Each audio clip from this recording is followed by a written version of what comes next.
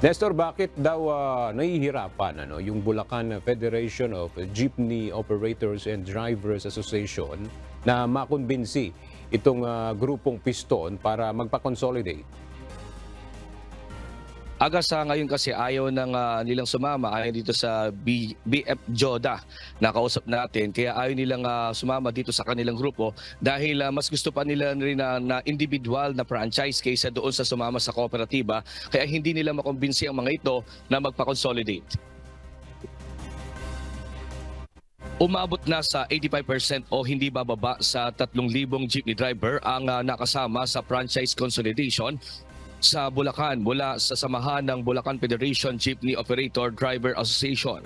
Galing ang mga ito sa mahigit 20 ruta sa Bulacan. Ilan dito ay sa Sapang Palay, Santa Maria, Baliwag, Maykawayan, Kalumpit, Bulacan at Malolos. Pero ayon kay Billy Tatil, presidente ng BF Joda, ang grupong Piston at Manibela na samahan biyaheng Kalumpit, Maykawayan, MacArthur Highway ang bukod tanging hindi sumama para magpa-consolidate.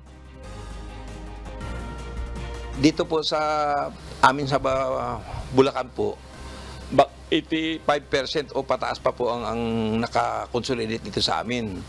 So, ito po yung piston.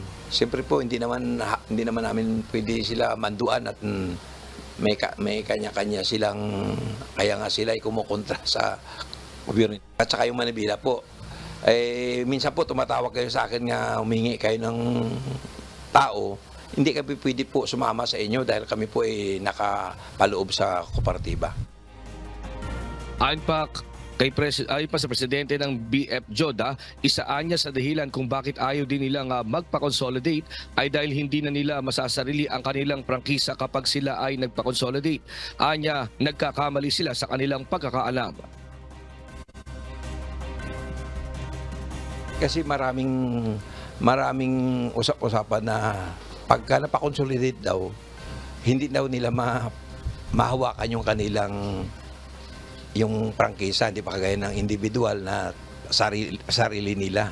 Yun ang pagkakaintindi ng kulang sa kaalaman. Meron silang sarili nilang pag-iisip na ayaw nila sumunod doon sa gobyerno. Samantala, umaasa naman ang BF Joda na marami pa rin ang hahabol para magpa-consolidate nitong December 23 lang. Hanggang kahapon ay nasa 100 na ang humabol sa lalawigan. Naniniwala sila na pagsapi nila sa kooperatiba ay hindi mangangahulugan na mangyayari na i-phase out ang kanilang traditional jeep na ginagamit. Dahil kaya sila nagpapakonsolidate ay sa pag-asang pahihintulutan pa rin sila ng gobyerno na makapambasada ng tuloy-tuloy. At yan mo latest live mula dito sa Bulacan. Balik sa iyo. Aga? Maraming salamat, Nestor Torres.